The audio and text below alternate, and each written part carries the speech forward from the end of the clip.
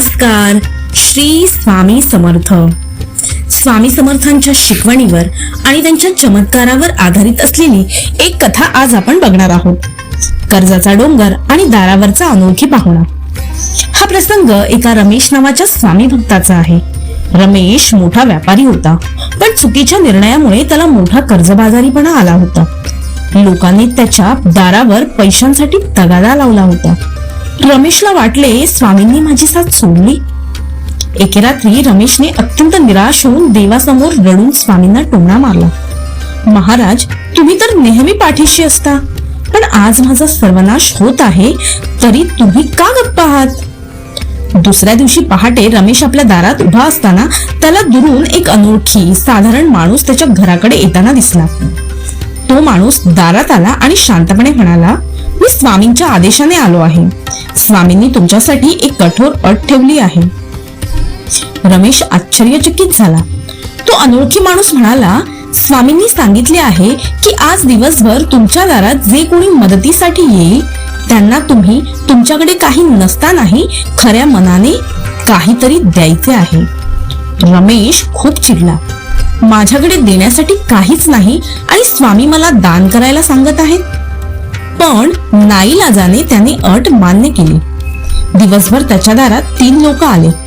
पहिला एक गरीब माणूस आला आणि म्हणाला, महाराज, मला भूक लागली आहे. रमेशने नाईलाजाने घरात शिल्लक असलेली एकच भाकरी त्याला दिली.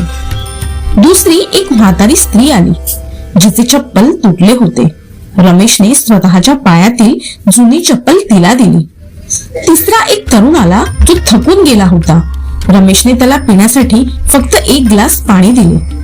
हे 3 त्याग करताना रमेशच्या मनात खूप राग होता, पण त्याने स्वामींच्या शब्दाचे पालन केले. संध्याकाळी तोच अनोळखी माणूस पुन्हा रमेशच्या दारात आला.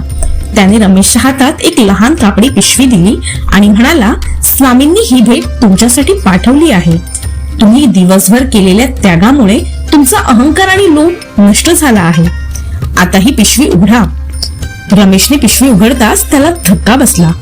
त्यात त्याचे हरवलेले जुने कागदपत्र आणि त्याच्या कर्जाची सर्व रक्कम होती. स्वामींनी त्या अनोळखी माणसाच्या रूपाने त्याला शिकवण दिली होती. तुम्ही संकटात असतानाही जो निस्वार्थपणे दुसऱ्याला देतो त्याचे कर्ज मी फेडतो. या कथेतून आपल्याला हा बोध मिळतोय, संकटाच्या वेळी मदतीची अपेक्षा करण्याऐवजी आपल्यात नसतानाही दुसऱ्याला काहीतरी देण्याची भावना ठेवावी. जेव्हा तुम्ही निस्वार्थपणे त्याग करता तेव्हा स्वामी तुमच्यासाठी सर्वात मोठा चमत्कार घडवतात. श्री स्वामी समर्थ.